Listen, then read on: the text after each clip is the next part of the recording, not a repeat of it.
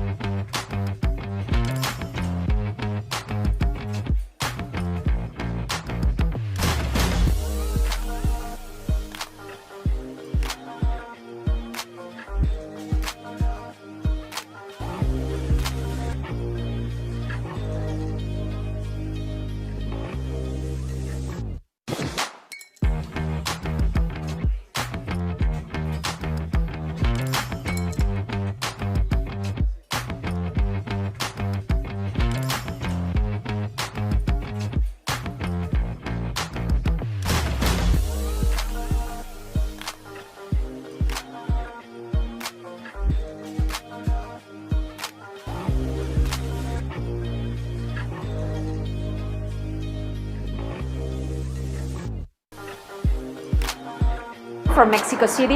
In Athens, Greece. In Lome, Togo.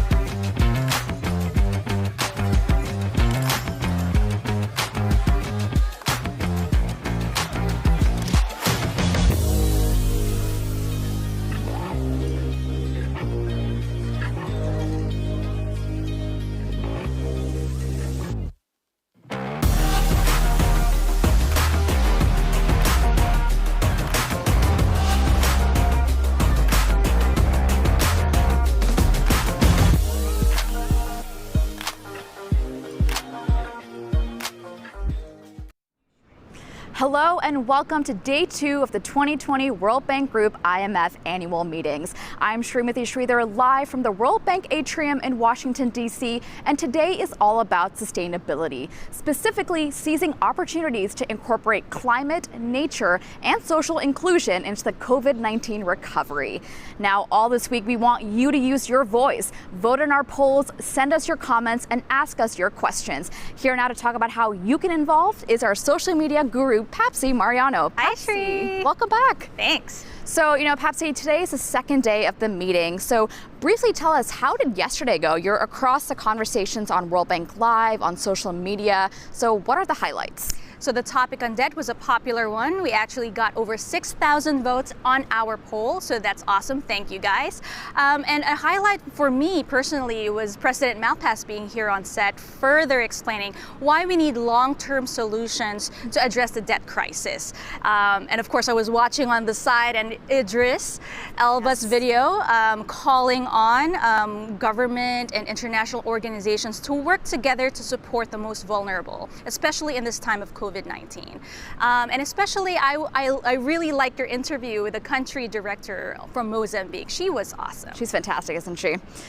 So Papsi, we've got a team that is answering, looking at the questions that folks are sending in online. But the best questions have a chance of making it down here to the live show to be answered later on by some expert guests. So as folks craft their questions, is there anything they should keep in mind? Well, definitely make it relevant for today's event. So again, as you mentioned, it's all about sustainable recovery. So please use the hashtag for today, people and planet. Just be sincere with your questions, keep it brief, and our colleagues who are monitoring these will definitely pick it up. That's great. And briefly tell us, there is so much going on online. So how can folks best engage with us this year? Definitely simply check out all our social media accounts, but most of all, go to World Bank Live where everything is happening. So bookmark the events, set an email reminder to your calendars, and take advantage of the live chat. Go ask your questions and share your ideas. Perfect. Well, Papsi, thank you so much for being here. Sure. Well, folks, over the past few months, the COVID-19 pandemic has destroyed lives, livelihoods, and economies. Now, that has many wondering, how can countries bring about recoveries that benefit people and planet? Now, that's just one of the many questions we'll be answering today. And to do just that, let me hand it over momentarily to journalist Zain Verjee to our main event, a sustainable recovery for people and planet. Now, we'll be back here live in about an hour's time, but in the meantime, Zain, take it away.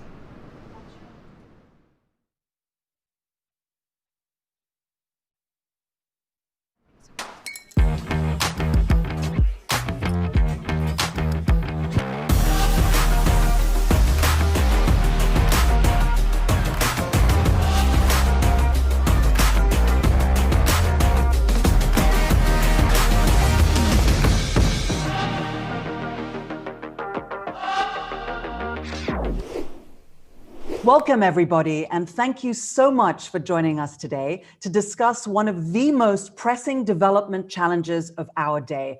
How can countries recover from the coronavirus pandemic while also addressing climate change and biodiversity loss? My name is Zain Verjee, and I will be moderating today's event. Over the next hour, we're going to be exploring what a sustainable recovery from the pandemic could look like for both people and planet. We're going to hear from a range of speakers, from ministers and CEOs to young voices and civil society. They're going to share their thoughts on what a sustainable future could look like and how we can get from here to there. Here's a taste of what we have in store.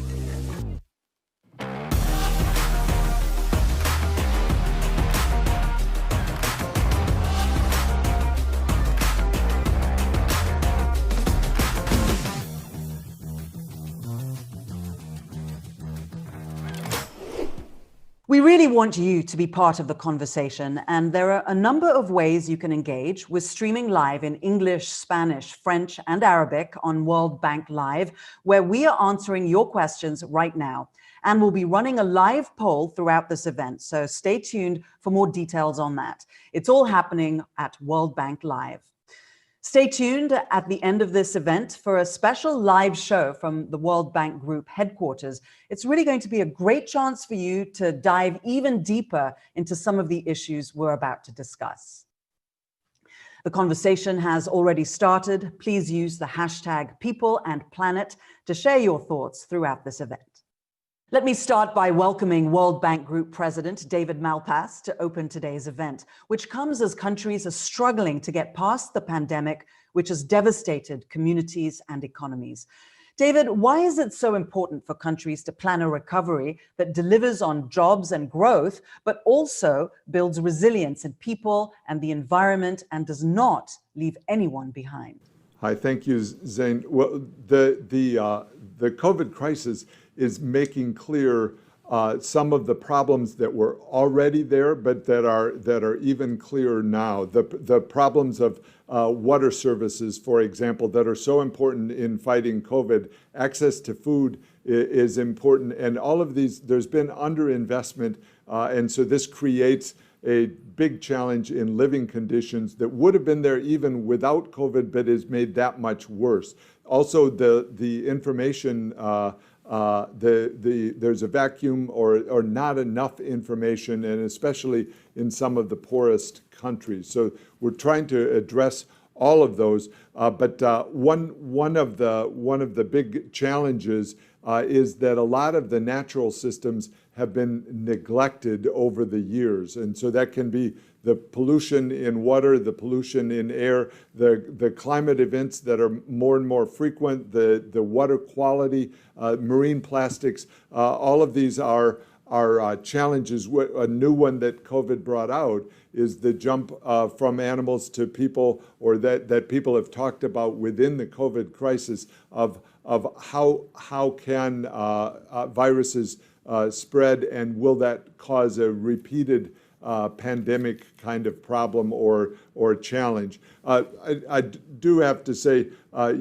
some positives come out when the world's faced with challenges. There are new positives, new constructive ways, and certainly technology has been I think, rising to the occasion in terms of information technology. But none of the threats have gone away, and the big challenge is how do we build back greener, build back better in a new environment as we come out of the recovery. People need to, I think, make the right investments now, ones that benefit people, ones that create low carbon stimulus, for example, that can really help people both grow and make progress on the resource needs that the planet has. So that's all some of the challenges that we face out of the COVID crisis.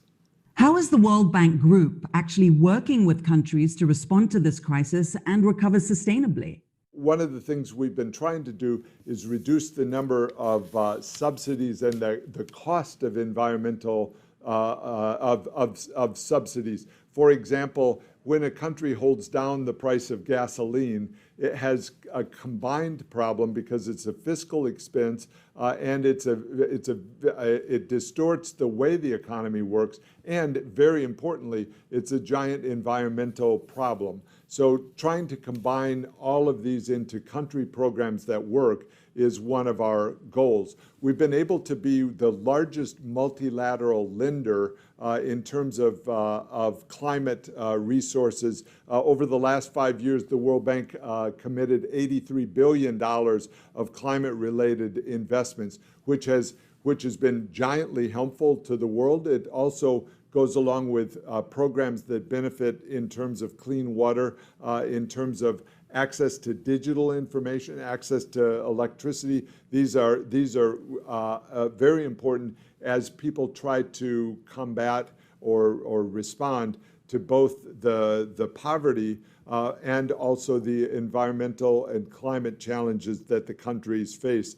Though we've led a biodiversity initiatives, including the marine and coastal protected areas and also terrestrial protected areas. These are big initiatives to protect actual physical land, and then also our pro-green and pro-blue initiatives have been very effective in bringing resources together to focus on these problems. So some of the critical lessons that we're trying to bring out, first, that people are critical in their attitudes, their ability to interact with their own governments, with their programs in a transparent way. These have been very important. Also, what we've tried to do is have a system or a country partnership framework where, working together with the government, the various donors and concerned groups, civil society organizations,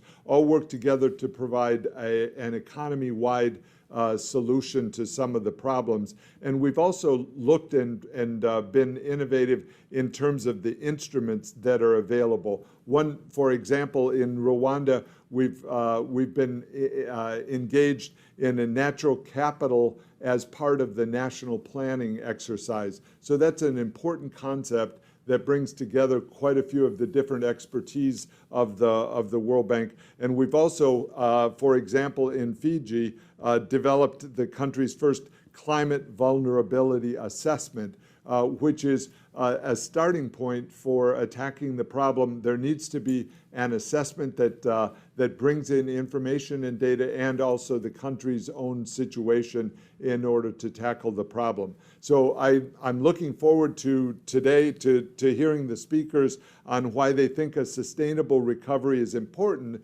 and also how can we be true partners in helping everyone achieve it. And so that's the goal, and I'm looking forward to it. Thank you. I'm Vika in Fiji, and you're watching World Bank Group IMF annual meetings. As promised, we are now going to open our poll for this session. The question we're asking is, what should a sustainable recovery focus on? For the purposes of this poll, we've had to narrow the choices down to 4 options. Here they are. Number 1, boosting jobs. Number 2, helping the poorest. Number 3, supporting low carbon economies. And lastly, protecting nature. I know that's quite a tough choice, right? You'll be able to take part and see how the votes are stacking up at World Bank Live. What does a sustainable recovery actually mean in practical terms for people's lives? What challenges and opportunities does it present for communities already struggling to respond to the coronavirus? That is what we've asked community leaders from around the world, and here's what some of them had to say. The COVID-19 pandemic has changed the world dramatically. The virus and its consequences are hitting the poorest of the poor the hardest. The virus has not only caused a health crisis, but also an economic, hunger, and poverty crisis of huge proportions. What is needed is the solidarity of the international community and global answers. The World Bank has a key role in this. In the next few years, it will invest $160 billion in the recovery. There is a need for emergency aid to strengthen health systems and prevent a famine, assistance to help protect jobs and stabilize government budgets, and a recovery program that is in line with the SDG agenda and the Paris Agreement. The recovery programs must be climate-friendly and sustainable. We want to do our part to make that happen. For me, a sustainable future is one where the current generation can meet its needs without compromising the ability of the future generations to meet theirs when the time comes. Currently, climate change is impacting almost all sectors of Kenya's economy, both directly and indirectly, through frequent floods, droughts, landscape degradation, loss of biodiversity, and critical ecosystems which provide essential services to communities across the country. My vision for the future is to remodel the currently dominant economic paradigm into one of increasing material well-being, improving reliance on technological fixes to environmental degradation, and ensuring reduction of poverty and other social problems by continuous economic growth. For me, a sustainable future always leads back to purpose. Purpose on a governmental level, societal and industry level. My journey as an activist started when I was 12 years old, when I set out to make my island home of Bali plastic bag free. Today, my work is all about empowering more young people to become young changemakers. We use the 17 SDG goals as a framework and the knowledge and experience of the frontline existing young changemakers, building that into a program, peer-to-peer content for the rising young changemaker. If there's one thing confirmed by COVID-19 is that we can no longer go back to business as usual. There is no normal, no new normal, just better normal. We have to accelerate the solutions we wish to see in our world today. Inspiring words. We'll be hearing more from other community champions later on, but I'd like to, for now, pick up on Melati's idea of a better normal for our first discussion. I'm joined by Minister Ayaz Saeed Qayyum, the Minister for Economy, Civil Service and Communications in Fiji, and Helen Mountford, Vice President for Climate and Economics at the World Resources Institute. I'd like to ask both of you about balancing multiple priorities to make the recovery sustainable, resilient, and inclusive. Minister Saeed Qayyum, Fiji is no stranger to the need for resilience to natural disasters and the whole building back better approach. So can you tell us more about this thinking and how exactly it informs government policy? Thank you, and it's a pleasure being here on this panel. Tragedy essentially has taught countries like us that, in particular those countries on the front lines of climate change, that building back better is a question of life or death. Because if you don't do so, you have this continuous cycle of rebuilding each time after new climate exacerbated or induced events. In 2016, we had the cyclone Winston. It wiped off 1/3 of the value of our GDP within 36 hours. And since then, of course, actually what happened, when that happened, we realized we had to build back better. And in fact, it paid off because we've had 7 cyclones since then. But those structures we build back better, in fact, have not been damaged in those 7 cyclones. The point, though, is that, specifically, it's not only about a matter of good domestic governance. It also needs to become a standard, throughout the global financial system. Because as you would understand, to build back better, you need to be able to have the money up front. And the multilateral financial institutions need to structurally reevaluate the financial incentives of building resilience. Because without these changes, the short-term cost to small developing countries of building back better actually will become unaffordable, even as we continue to suffer extreme climatic devastation. Of course, this has been exacerbated by the COVID-19 pandemic. In fact, we had a cyclone in the middle of when we had cases out in the community some months back. Thankfully, we are now about 163 days without a COVID-19 case within the community. But we still have the continuous problem of climatic pressures put on us. And the reality is that building back better is more critical than ever. And in that context, Ms. Mountford, the conversation that we're having now is taking place against this really serious backdrop of accelerating climate and biodiversity crisis. And the urgency of this is pretty clear. So can you share with us what you see as the key stakes in getting this right?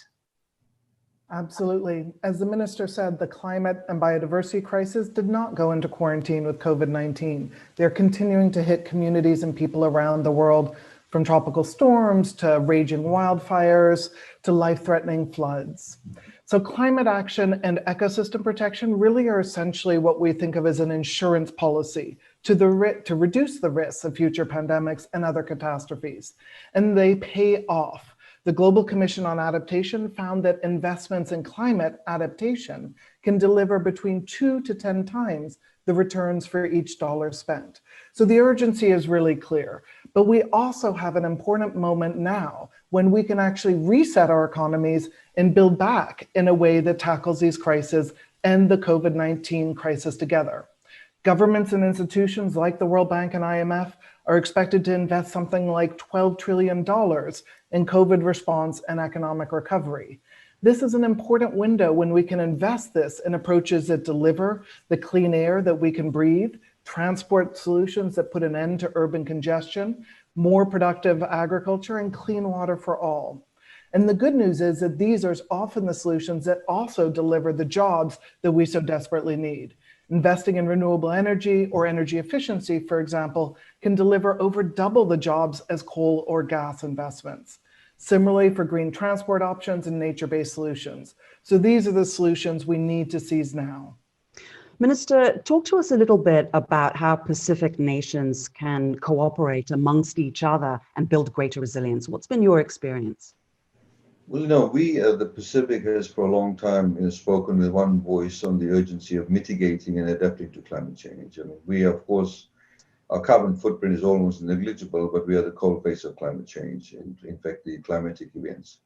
Prior to the Paris Agreement, we collectively pushed for the 1.5 degrees Celsius target, the only target which would keep most of our communities actually habitable. We also strove to make Fiji's presidency of COP23 a truly Pacific presidency by using, what we call the Talanoa dialogues to facilitate active listening, storytelling, and collaborative problem solving.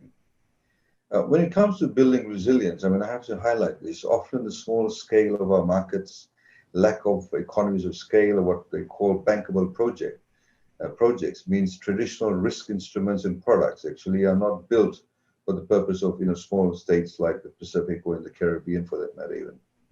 Our smaller scale, however, does make it harder to diversify risk and attract investment, but doesn't make it impossible, because we've sort of said there could be what we call cross-border collaboration. And over the past few years, Fiji has piloted a number of innovative financial instruments, for example, the Green Bond, which is now listed on the London Stock Exchange, and we have a environment and climate adaptation levy. To scale up, and this is coming from the COP23 participation, and following that, the other COPs. To scale up capacity for innovation, we are developing what we call the DRUA incubator, which will be a dedicated hub for coordinating and developing innovative financial instruments to support resilient development in Fiji, and of course, beyond that too. We have a number of initiatives, and I think, for example, we're looking at the decarbonizing our Pacific shipping through direct support for initiatives that will help us leverage private sector investment. So I think from that perspective, given that we have a lot of commonality within the Pacific, we'll be able to realize what I call a lot of the unrealized potential that we have by having some, translating these initiatives into financing innovative products. And on that, Ms. Mountford, when we look at this phrase that I've heard a lot of recently, a whole of economy approach, what does it mean exactly? What can countries do? Just unpack it and drill down a little bit for us. Thank you, Zain. It means basically that you can't have a climate policy that is separate from your economic growth strategy. The two need to be fully integrated to deliver the stronger, fairer, and more resilient growth that we want. The New Climate Economy Project, for example, found that investing in bold climate action could deliver $26 trillion in net economic benefits over the next 10 years, boosting jobs, driving down poverty, and saving lives. And if designed well, with phase out of fossil fuel subsidies and smart carbon pricing, it can also deliver substantial revenues to help countries to manage a just transition and the fiscal shortfalls that we know are coming. The Indonesian government, for example, has recently identified similar benefits for its own economy from an ambitious low-carbon development path and taken steps to integrate this at the heart of their next 5-year economic development plan. This is a path that others need to follow. And the good news is that help is at hand. The NDC partnership, with the support of partners like the World Bank and ourselves at the World Resources Institute, are working to place economic advisors directly into ministries of finance, economy, and planning in 32 countries, including Fiji, to help the governments identify green recovery opportunities. Beyond this, the global financial system really needs to be reformed to better identify and manage such risks. Already we're seeing some investors, central banks, and others waking up to these risks and demanding transparent disclosure of climate and other risks, stress testing, and proper pricing of risks. But there's also a really important role for the World Bank and the IMF in this. They must integrate climate action at the center of their economic policy and financial support to countries during the recovery and after, and into their surveillance processes. This is the time to help countries build back smarter, fairer, and more resilient. So I'm very glad we're discussing it here at the annual meetings. Thank you so much. Helen Mountford, Minister Ayaz Saeed Qayyum, thank you so much for your time and for your thoughts. Appreciate it. Thank you.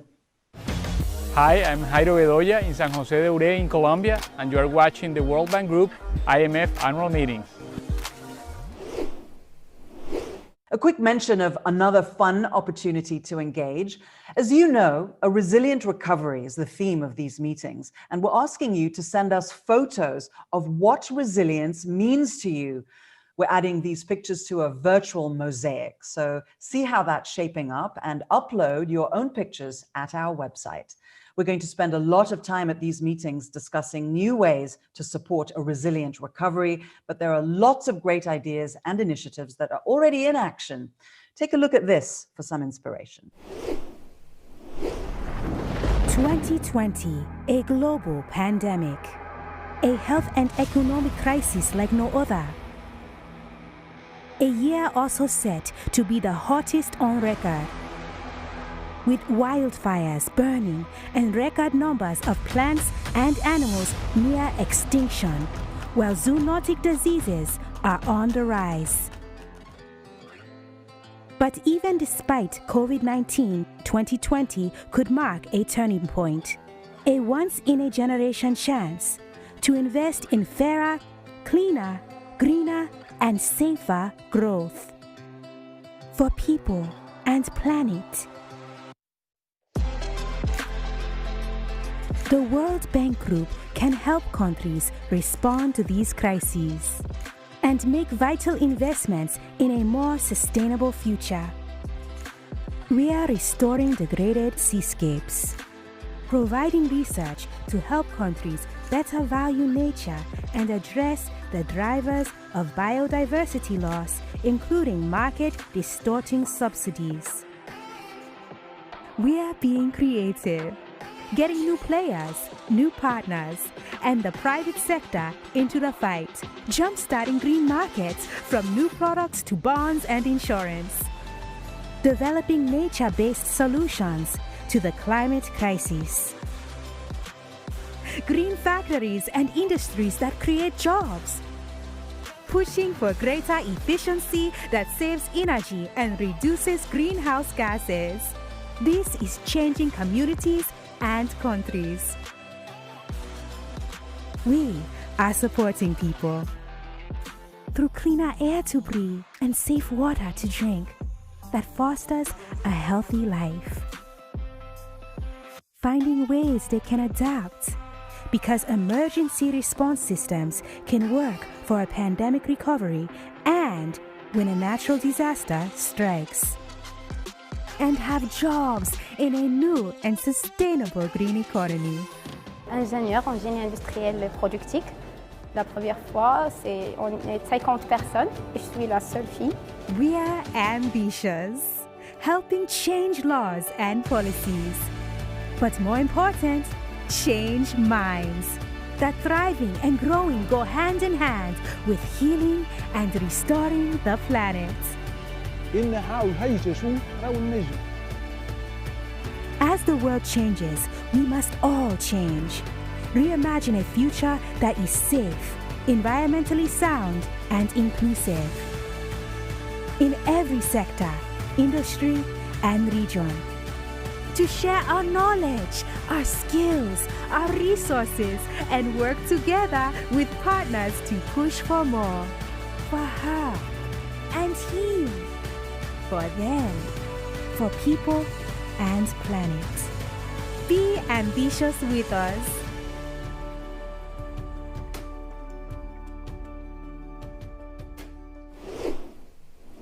Thank you so much for joining us as we look at how a sustainable recovery could work for people and planet.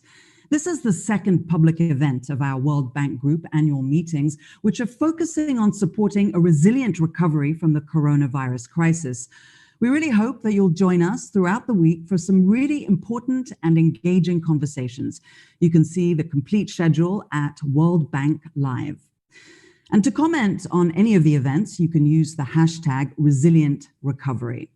A reminder too that we'll be putting your questions live straight after this event to Mari Pangestu, the World Bank's Managing Director of Development Policy and Partnerships, and Hans-Peter Lankes, IFC's Vice President of Economics and Private Sector Development. Okay, let's get back to the guests. The global downturn in the wake of this pandemic has hit employment around the world. So a sustainable recovery has to deliver good jobs in the short term, as well as reduce emissions and boost resilience in the long term. To talk about how that can be achieved and how people and livelihoods are part of the solution, I'm joined now from Mexico by Tania Ortiz Mena, CEO of Innova Infraestructura Energética. So great to have you here today. Tania, how do you see your company's role in supporting the country's energy transition toward a more sustainable mix? Thank you, Sain, and good morning. Mexico is a very interesting country with regards to its energy mix. It's a very large economy. It's a population over 125 million people. It's a growing economy, an industrialized economy. So we need to ensure that we have a sustainable energy supply. And that's where my company has a very important role to play. Mexico has very rich solar and wind resources, and we have been very focused in developing those resources to generate energy, not only for the state electric utility, but also for industrial consumers that want to have clean and affordable energy.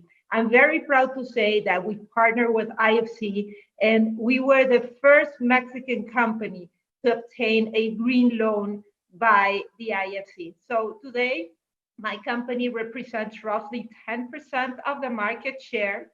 And in addition, we've also made very important progress in developing natural gas infrastructure for Mexico to allow it to switch from heavier fuels to cleaner natural gas. So we're certainly a part of the energy transition in Mexico. So you have a very solid sustainability model. Could you just describe it to us and share with us what you've learned? Yes.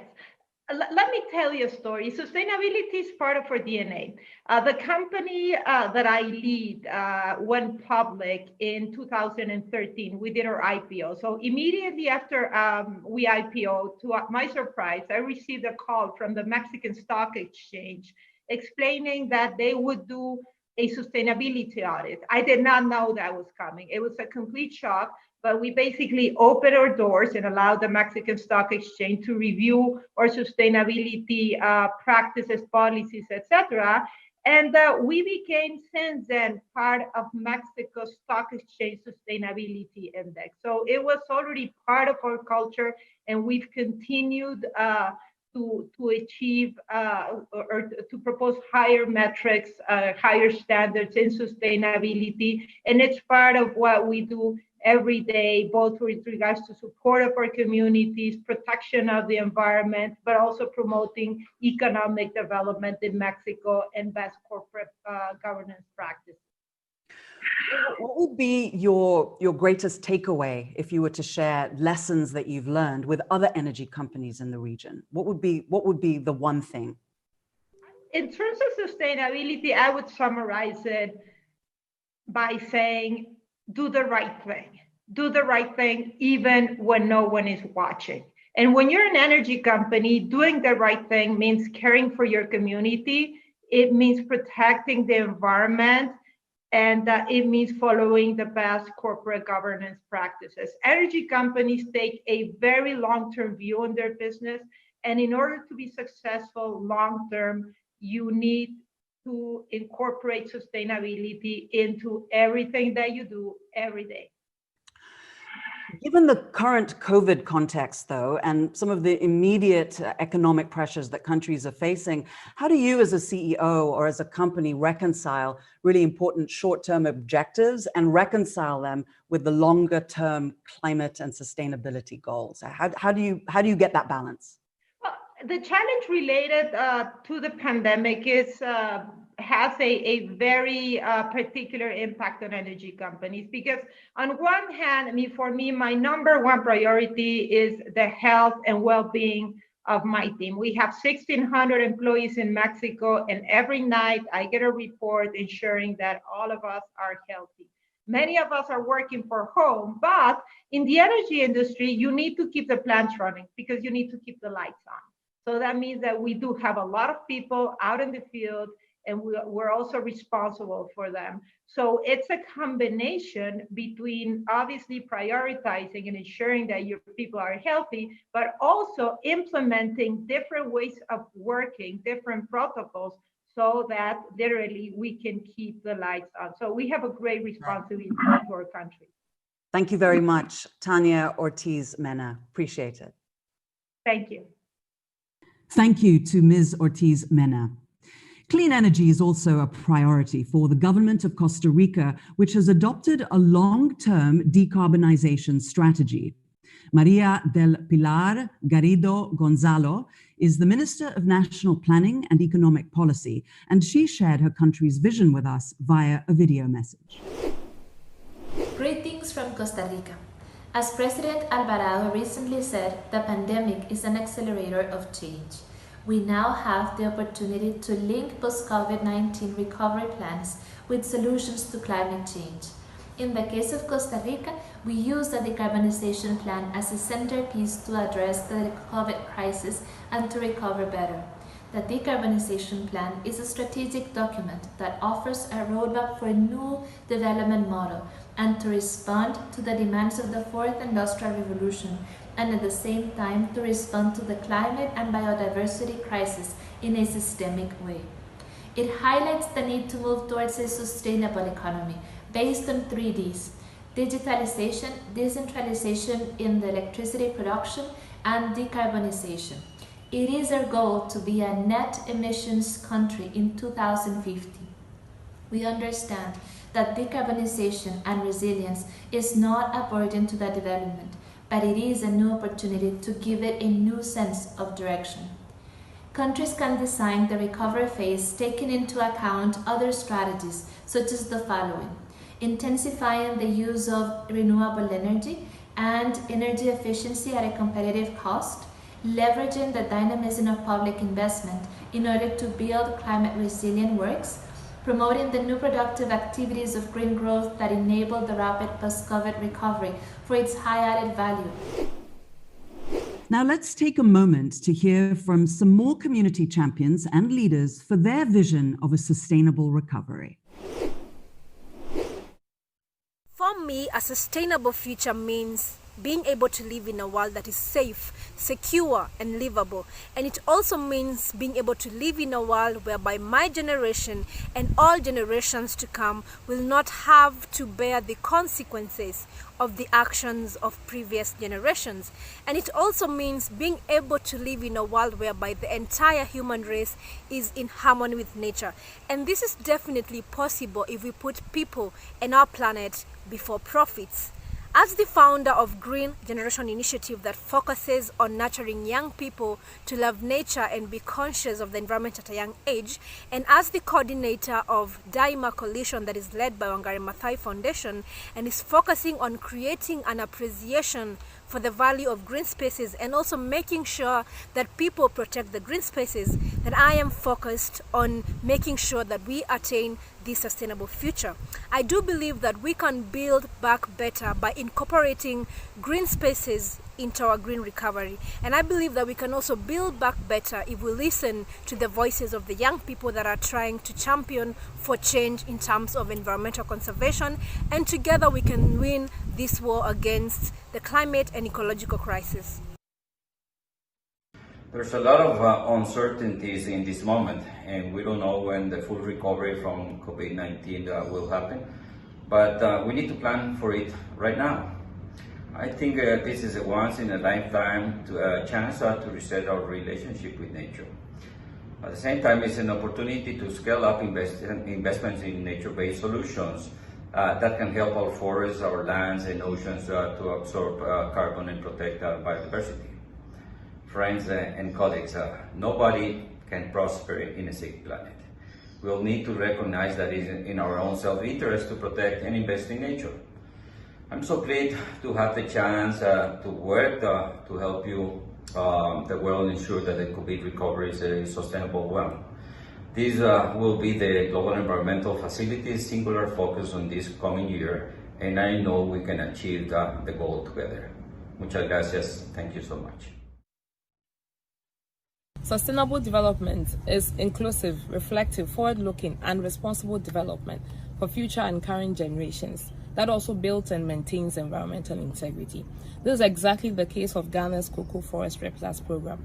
We've come from a past of deforestation, forest degradation, non-collaborative forest management, and losses in agricultural production into transformative landscape programs that restore agricultural production, restore degraded forests, and also provide alternative and additional livelihood support for our communities whilst raising climate ambition. Now more than ever, we feel a need to rise out of the COVID-19 pandemic by building back better because we have seen the very essence of our forest. My greatest assurance of success is in the strong and collaborative partnerships we have built, particularly with the private sector and our local communities. For me, a sustainable future means achieving the 2050 vision of the Convention on Biological Diversity, living in harmony with nature. This year, parties to the convention were supposed to adopt a new global framework for biodiversity, but COVID-19 has delayed that. The pandemic is a visceral reminder of why we so urgently need this framework. More than just a set of targets, we need a framework that will drive the transformational change we need to rebalance our relationship with nature and build resilient communities and economies.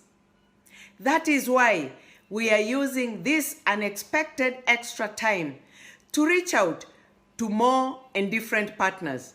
We need to engage all government ministries, the financial sector, in fact, all sectors of society.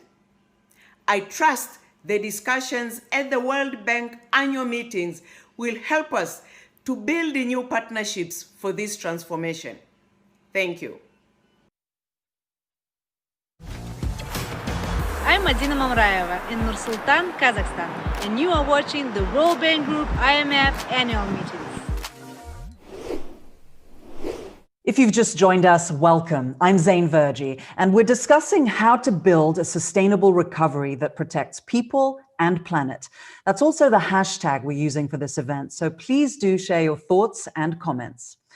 As Elizabeth Mrema said so eloquently in her video message, the next year is going to be key as new targets are set for the conservation, sustainable use, and sharing of benefits from biodiversity.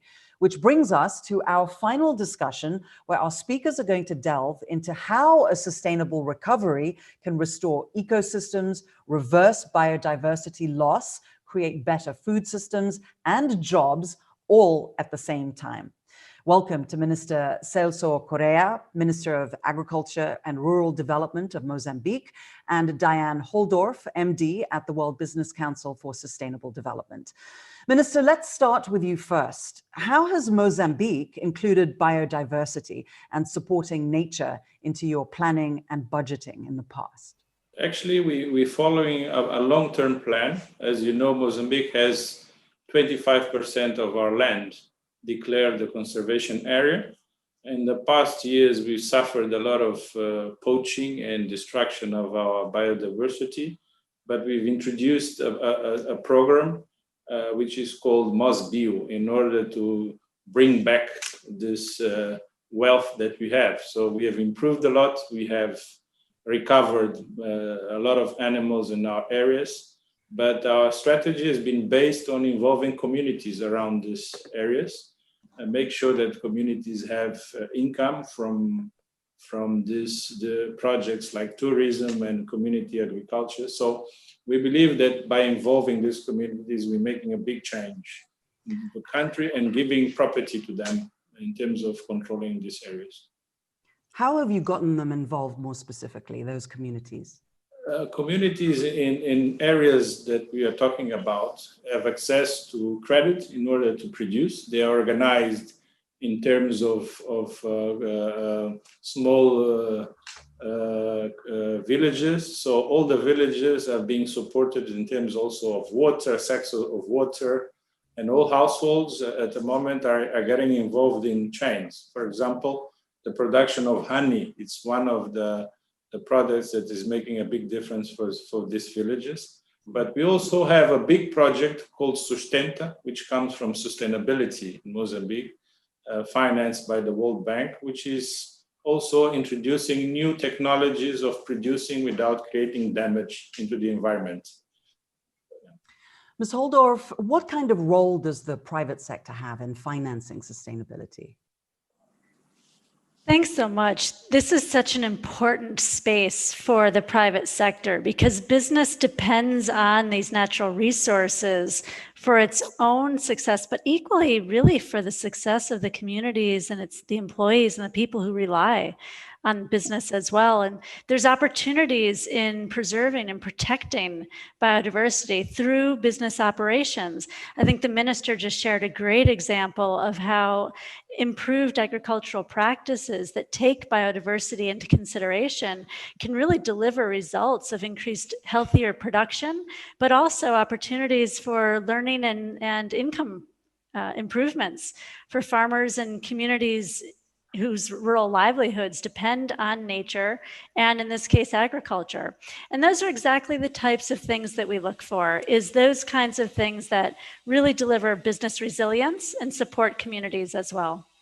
What are some of the practical things that need to happen in order to make this work, financing biodiversity? Give us a few examples and tools. There are several that I can share. There's the example of agricultural practices which invest in soil health and biodiversity on farm to improve the water retention and the quality of water, both for the farm and for the community. There's investments into forests and forest diversity for communities that rely on forest product income. And of course, there's a lot of benefit for types of investments like into mangroves. Not only do we see improved natural weather hazard risk reduction, but we see real benefits to local fisheries and again, community incomes. So these types of things all have very good business value and come down to very specific location benefiting practices. Minister, how are you addressing some of the challenges that Mozambique faces of improving agricultural productivity on the one hand, while avoiding the degradation of the land and the loss of biodiversity? One of the main reasons of deforestation of the country has been the practice of slash and burn in Mozambique. So by introducing these new methods of producing agriculture, we're reducing also emissions, but protecting the forestry. So this approach that we took the last 5 years has managed to reduce our emissions, also our deforestation in a big percentage. We're talking about 20% reduction. So this is a long-term process. Most of the population practice this kind of agriculture. So we will keep on intensifying this transmission of technology into communities to make the difference. We don't pollute a lot, but we are one of the countries which is most exposed to climate change, as you know. Idai and Kenneth, which actually destroyed a lot of property and families in the past 2 years. So we are a country that we have no choice but to go sustainable. And we are doing all our policies are taking in consideration sustainability. Ms. Holdorf, how then can we have a nature positive recovery going forward that really builds more sustainable and resilient food systems? I think this is the critical question, particularly as we reflect on it during this COVID recovery period. What started as a health crisis has really turned into quite an economic crisis for many countries, and this is having significant impacts across businesses and communities. We were very concerned at the beginning that it would affect food security, and in fact, the food system has proven to be a bit more resilient than we had anticipated, but nevertheless, we saw real systemic challenges in areas of nutritional security, potential risks around food price spikes, which have mostly been mitigated, but have longer term implications associated with them, and real challenges, particularly for financing to smallholders and SMEs through big global value chains. So when we think about resilience of the food system, we have to think about the stages of the chain from production to storage, especially like cold chain storage and building capacity for these types of logistics capabilities at every stage. And then also thinking about those regions, as the minister was just speaking to, like Mozambique, that are particularly at risk as we look at climate change and nature loss, and focusing resilience and nature positive, carbon positive solutions into those regions that have the biggest risks and the biggest, therefore, gains to come. And that is where we see real food system resilience starting to come from, and are what we're actually both investing in as well as seeking and support as governments start to put these big packages for recovery into place. Minister, with that, what would you say was the greatest lesson that you've learned on focusing on resilience when it comes to food systems? What should be our takeaway from your experience in Mozambique? The biggest experience is that I think the world has recognized that in order to achieve our goals, we must put communities in the center of this challenge. We need to involve communities at the local level and educate them on benefits of taking a different path, a different approach, and changing their ways of lives. So the biggest takeaway is to make sure that communities are involved. Thank you so much, Celso Correa, Diane Holdorf. Appreciate your time as well as your insights on this really important topic. Thank you. Thank you so much. Thank you to our panelists. Let me turn for the final time to our community champions and leaders to hear what inspires them to push for a sustainable recovery. To me, a sustainable future is a future where people are economically empowered and there's good health. Good health, definitely, I mean, there's clean and enough water for the society. So being born and raised here in Kibera slums, and I started an organization because I was a footballer. I saw so many people losing life at a tender age due to crime and drugs. So at the moment, due to COVID, we've been supporting the same community in terms of giving food, sanitizer, and also offering water and hand wash points. So this one we've been targeting. Our main cause has been people who are disabled, the elderly, and also orphan children and expectant women. So that is what we've been doing. And to curb the pro-COVID, our future plan is to have a good and enough training skills, because most of the people that lost job during this COVID time are those people who did not have enough skills. So at the moment, that is the plan we have, to train more youths and women in terms of economical empowerment to be able to sustain their lives. For me, a post-pandemic future is about a new social contract for jobs, growth and sustainability. Here in India, where millions of migrant workers have gone home and millions of small businesses are in trouble, we at CEW have supported local administration on the public health response, and we are designing new pathways for a sustainable and just recovery. We've kicked off a $3 million program to support rural startups using clean energy for income generating activities. We're designing financial solutions to crowd in billions of dollars of investment into sustainable infrastructure. We're focusing on sustainable agriculture and food systems.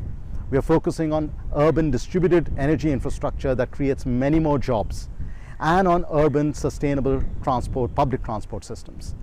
We have to focus on the tail end risks that climate change poses before us to be able to build a more resilient society. For me, a sustainable future is about providing universal access to all in a way that's affordable, with little or no negative impact to the immediate environment. Access could be in the form of education, energy, transport, and other forms of infrastructure. The recent project in Djibouti, which is a 60 megawatt wind farm project, is one of such examples. When operational, that project will provide the country with 50% of its energy access, as well as help the country to achieve 100% of its energy from renewable energy sources. Thank you. For me, the sustainable future is the future where people can live in harmony with the nature. And we know when we protect nature, it's protect our health back. The future where indigenous people rights are recognized and respected, because we are driving the traditional knowledge that help us to protect our nature. It is possible because we saw with COVID-19 overnight how the world come together in solidarity and invest in economy. But the green recovery must be a reality for the poor peoples that left behind and the most impacted in terms of health, education, and access to the clean water. It must fight the inequality and justice and marginalizations of the peoples, of indigenous peoples, of my peoples who are living since centuries in these threats. I'm Milan Lakicevic in Podgorica, Montenegro, and you are watching the World Bank Group IMF annual meetings. Before we hear from our last guest today, a reminder that there is still time to take part in our poll. The question we're asking is, what should a sustainable recovery focus on? Boosting jobs, helping the poorest, supporting low-carbon economies, or protecting nature? Cast your vote, World Bank Live, and please join Shri Sridhar just a few minutes from now, who'll have the final results and will be putting questions you've been submitting directly to Mary Pangestu, the World Bank's Managing Director of Development Policy and Partnerships, and Hans-Peter Lankes, IFC's Vice President of Economics and Private Sector Development. Our final guest today is Alok Sharma, Secretary of State for Business, Energy and Industrial Strategy for the UK and Minister for COP26, which will take place next year in Glasgow. Many of the issues we've discussed today will be front and center as the world's leaders meet at that conference. He shared with us a brief statement on how the international community can support a sustainable recovery from the pandemic on the road to COP26. Thank you very much. The coronavirus pandemic has presented us all with very many challenges, but our recovery offers a chance to reshape the global economy. By investing now to reduce emissions, build resilience, and adapt to climate change, we can create jobs and generate growth. At the same time, we can protect the planet for future generations. The international community is absolutely integral to realizing the potential of a global green recovery.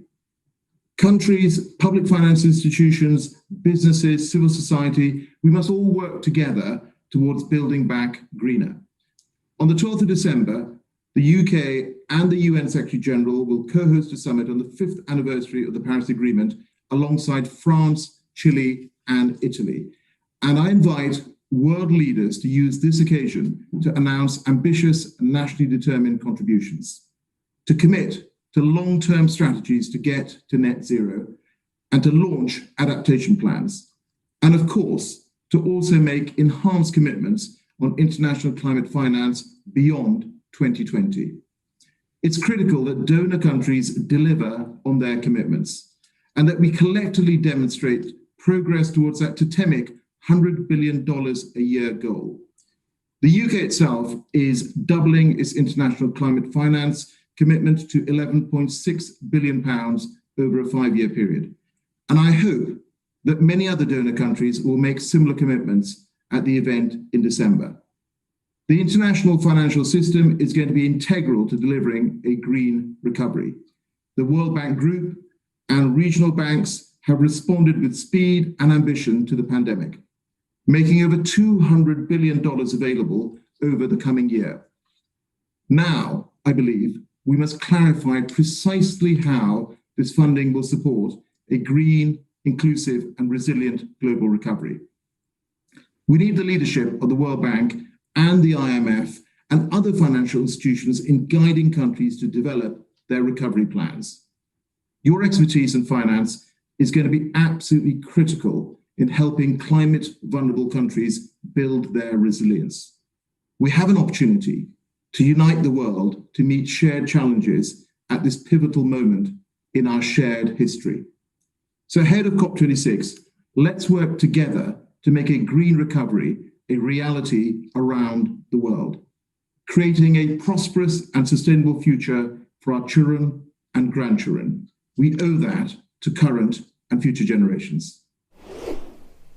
We're closing today's session with a performance by Malian musician and activist for climate, Ina Moja.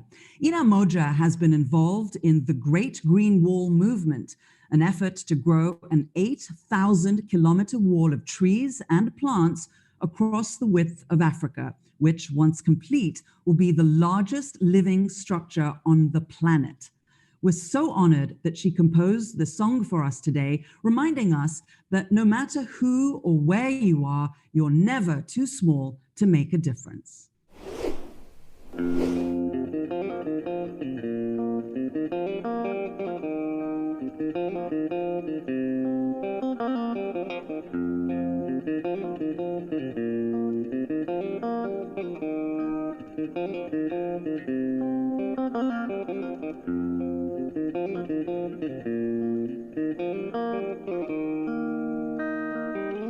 If the world thinks that you're not enough, they cannot feel the fire in your bones. Here you stand in your truth and your flaws. Who are they to throw you their stones? I will rise with you, I will stand with you. If I have to, I will fight for you.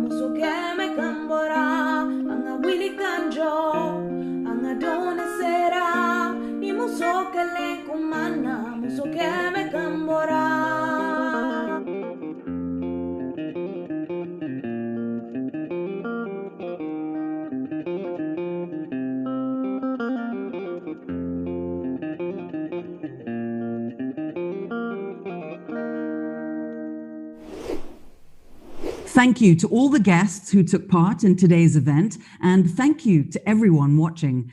We hope you've learned something new and have encouraged you to join the conversation. And to keep that conversation going, I'm handing over now to Sri Sridhar, who is live in the atrium of the World Bank Group headquarters in Washington, D.C.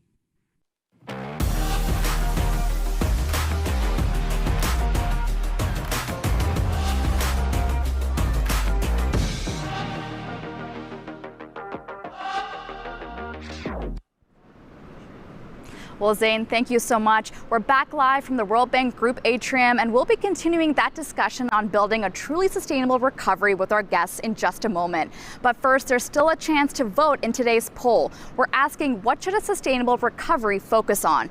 So head on over to World Bank Live to share your opinion, and we'll be returning to the results of that vote in just a few minutes. But first, I am delighted to welcome Mari Pangestu, who is the World Bank's Managing Director for Development Policy and Partnerships, and Hans-Peter Lonkes, who is the Vice President for Economics and Private Sector Development at the International Finance Corporation, or IFC, which is the private sector arm of the World Bank Group. Mari, Hans-Peter, a warm welcome to you both. Hello. Hello, Sri.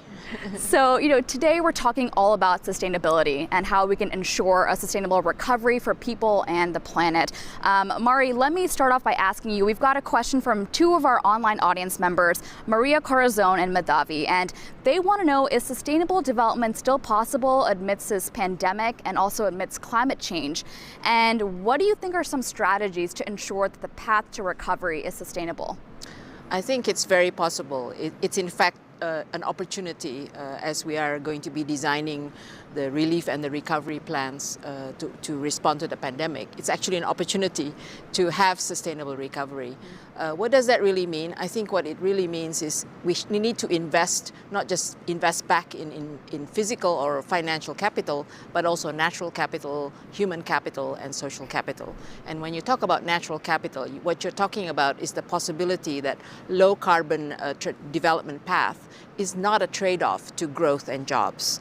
And you can do that if you really design your policies in the right way. I'll give you some examples. We could repurpose the distorting subsidies on fuel and agriculture and repurpose it, say, for sustainable agriculture and have higher food growth but low carbon emission at the same time. Or we could be investing in degraded lands and seascapes, which in the end will have, it will create jobs as we're doing it. So there's a lot of stimulus, right, in the recovery. So a lot of the stimulus in the infrastructure building can be both creating jobs and rebuilding infrastructure in a more sustainable way. Right, Mari, going off of that, let's talk about biodiversity in particular. Why do you believe it's so important for economies and communities in general?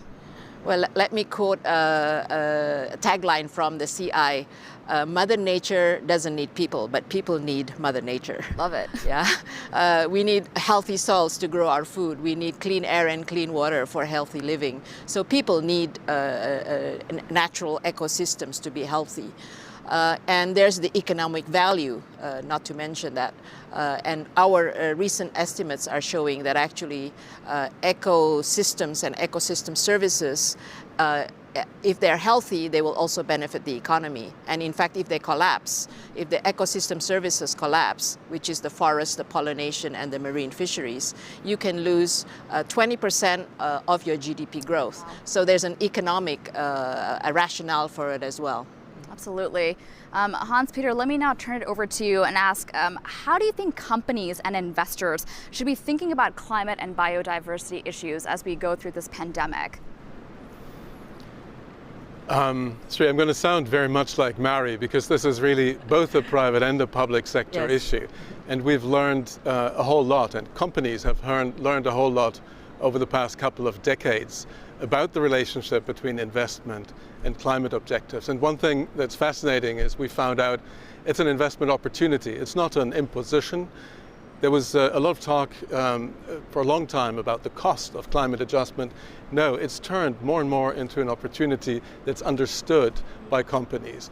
And it's an opportunity both for the bottom line and for the planet and for jobs. And that makes it a potent tool in the recovery. So one thing that we know from the new climate economy, a publication by the Global Commission on Climate and Economy, is that there are $26 trillion worth of added value investment opportunities between now and 2030 in the climate economy. And those, the Commission expects to create 65 million jobs above what business as usual would produce.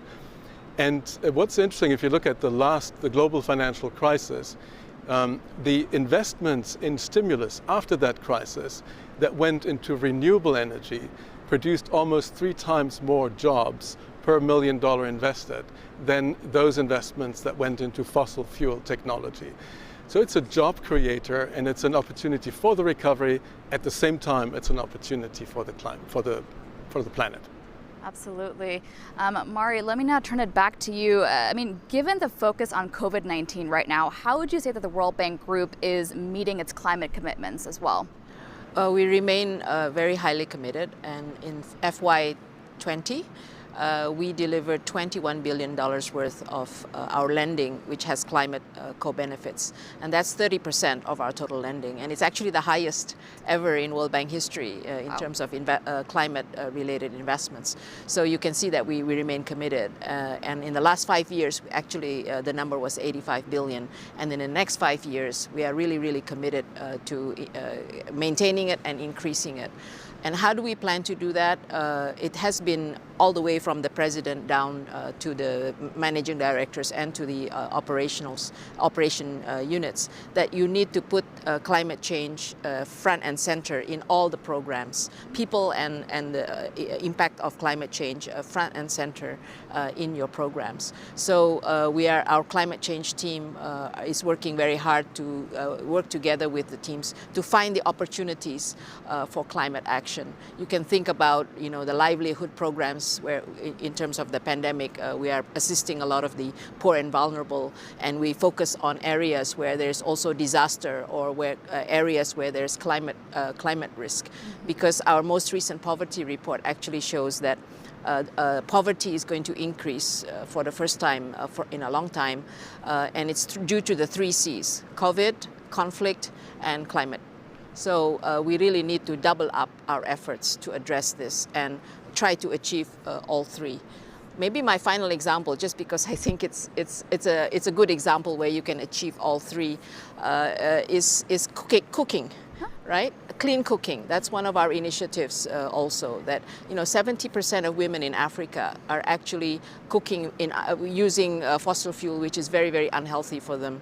So going to clean cooking has the benefit of gender, health, as well as climate. So that's an example of where you can achieve many objectives if you put your mind to it and really integrate the climate action into all our programs. Oh, absolutely.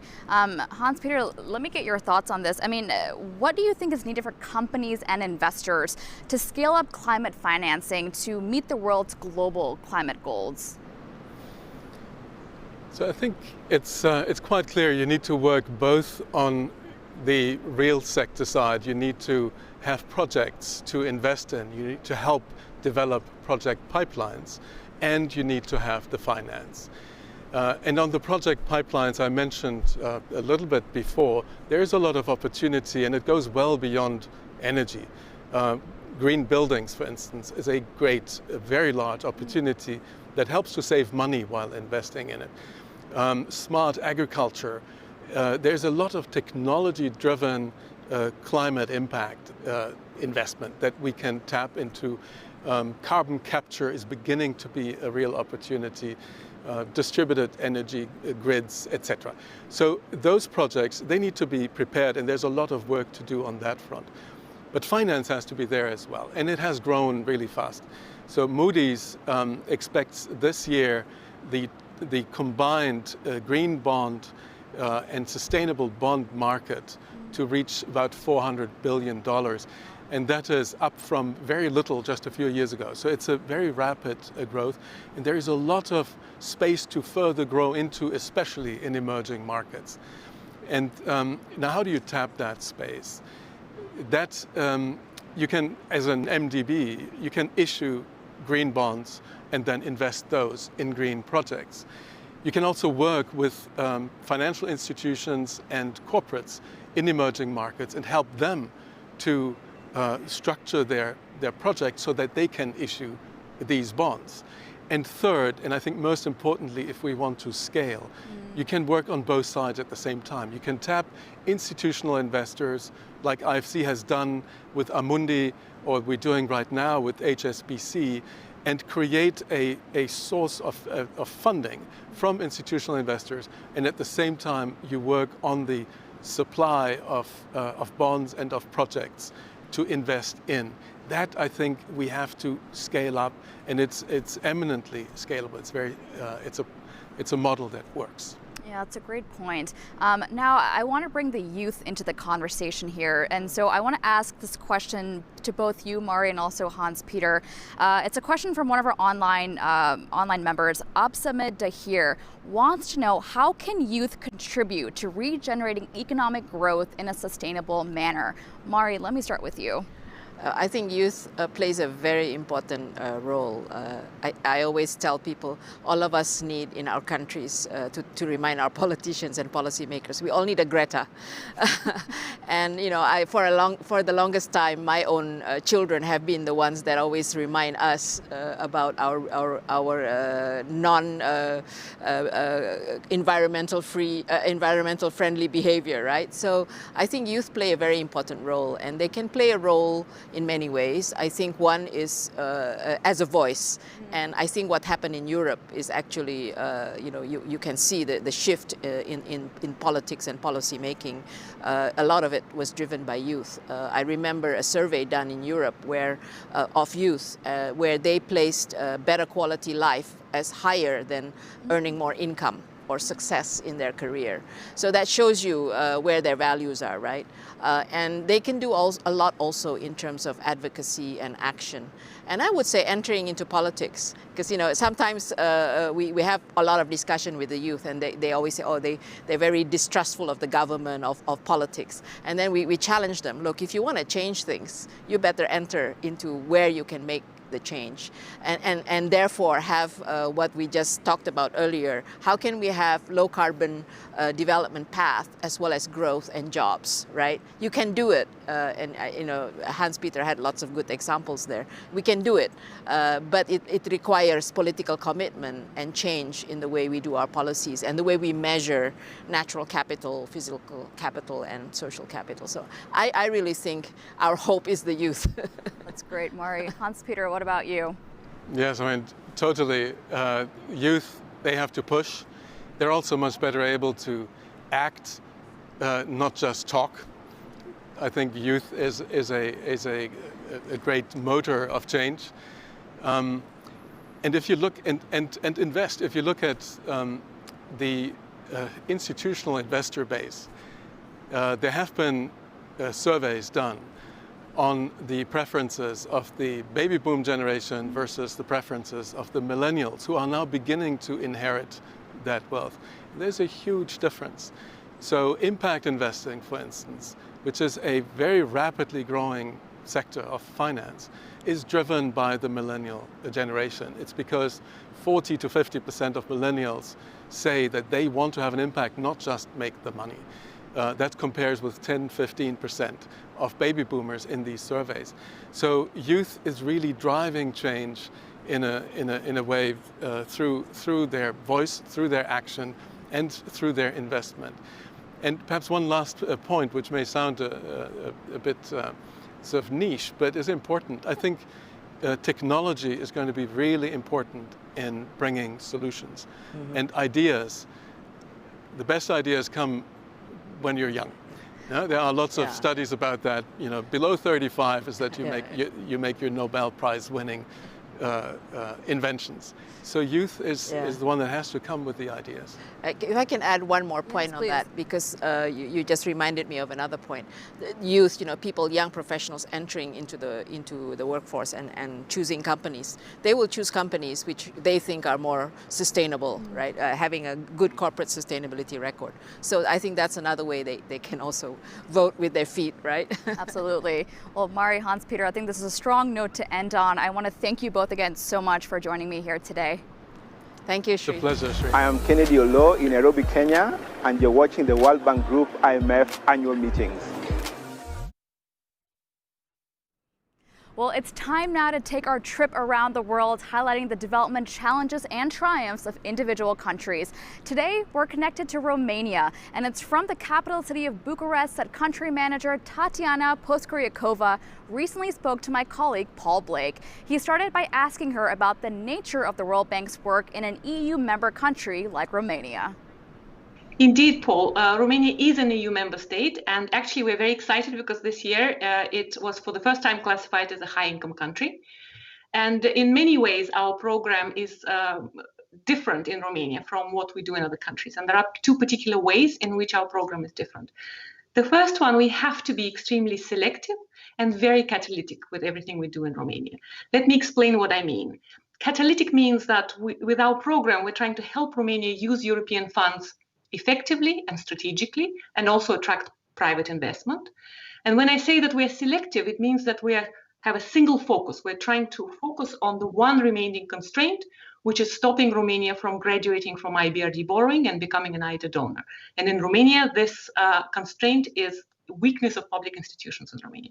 So what we apply is what we call an institution filter. This means that we refuse to support any project, be it financing or knowledge in Romania, unless we can demonstrate that it strengthens a public institution in Romania. Let me give you an example from our subnational program. The urban team is now working with the city of Constanța to strengthen their planning capacity and investment capacity. And already, even though the project is still ongoing, the city of Constanța was able to generate 80 million euro in new investment. And they're now much better positioned to also compete for European funding.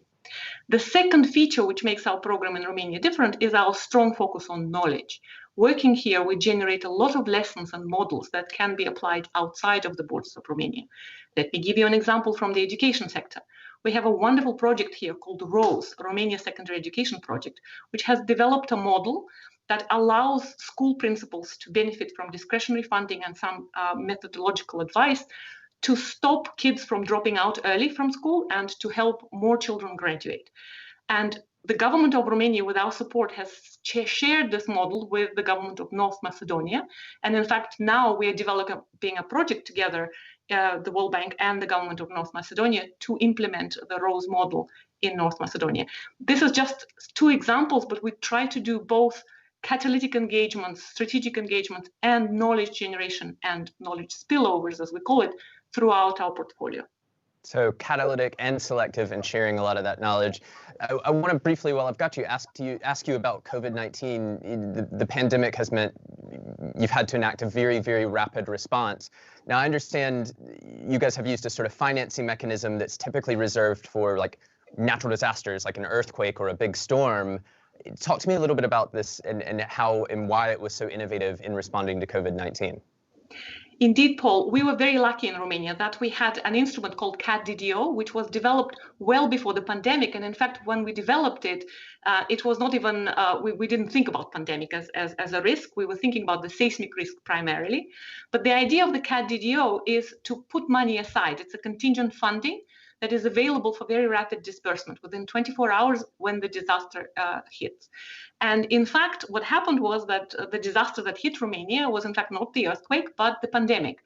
And we could not possibly have prepared an emergency response operation in 24 hours. But because we had money on hold, we made it available to Romania immediately and helped the government prepare much better for the first wave of the pandemic than they would otherwise have done.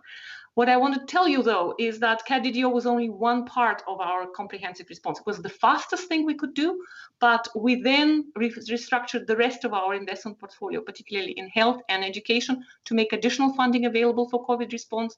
perhaps more importantly, we also provided a lot of just-in-time advice. We are running this rapid assessment survey to make sure we understand how COVID epidemic is impacting the most vulnerable communities. And this informs the government's response. And we also helped, for example, model school reopening scenarios for Romania, which are now being deployed as we speak. So KDDO was a very useful and rapid instrument, but only one part of our response to the COVID pandemic. And Tatiana, you talked there about schools reopening. You know, as the pandemic passes in the next few months, hopefully not the next few years, but in the next few months, what are some of the key priorities for you and your work in Romania?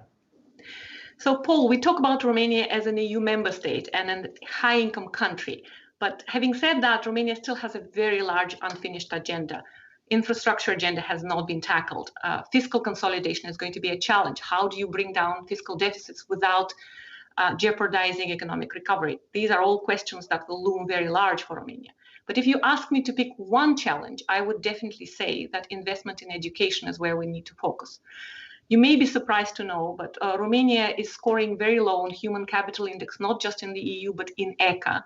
And also, if you look at, for example, results of PISA, International Student Assessment, you will see that 41% of 15-year-olds in Romania have been classified as functionally illiterate. And for rural areas where half the children study, the number is 70%.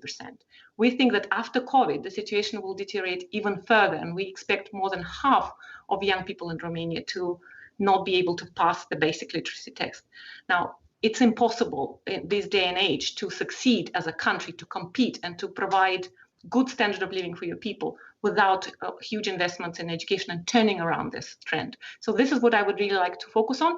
Luckily, the ROSE project that I mentioned before provides a really good model. So I would really like to streamline this model and help Romania turn around this trend in education. We've talked now about some of the challenges. Let's talk about an optimistic note. What's the best part of working in Romania? Well, that's a very easy question. The best part of working in the World Bank and in Romania, for me, is seeing my team every day. I smile every morning when I think that I will see them. And I think we're blessed in the World Bank to be working every day with such smart, warm, and creative people. And Romania team is definitely up there with the best of them.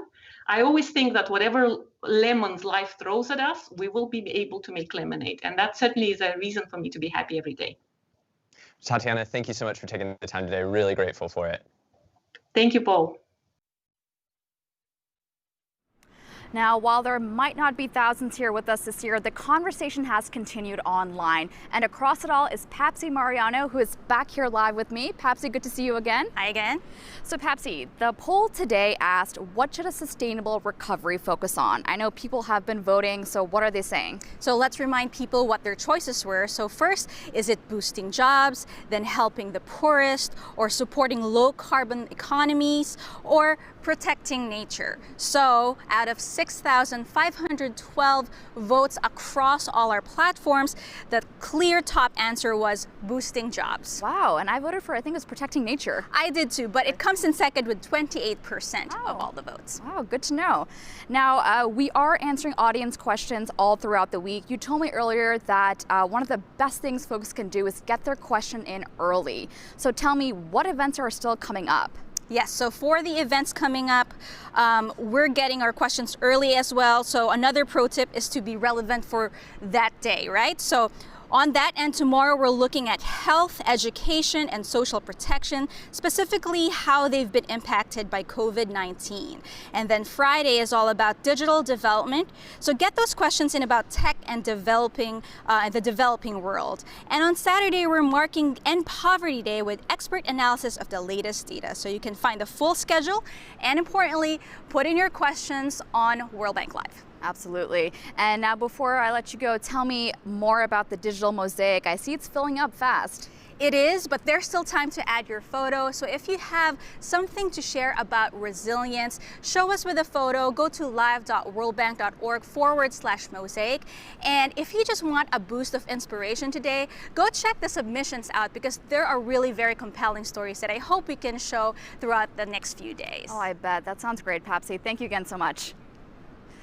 Well, folks, that's it for today. I'm Srimati Sridhar in Washington, D.C. Thank you so much for taking the time out of your busy schedules to take part in the second day of the 2020 World Bank Group IMF annual meetings. Now, we hope you'll join us again tomorrow at 12 noon Eastern. That's 1600 GMT, when, as Papsy noted, we'll be taking a closer look at human capital amidst COVID-19. Until then, goodbye from Washington.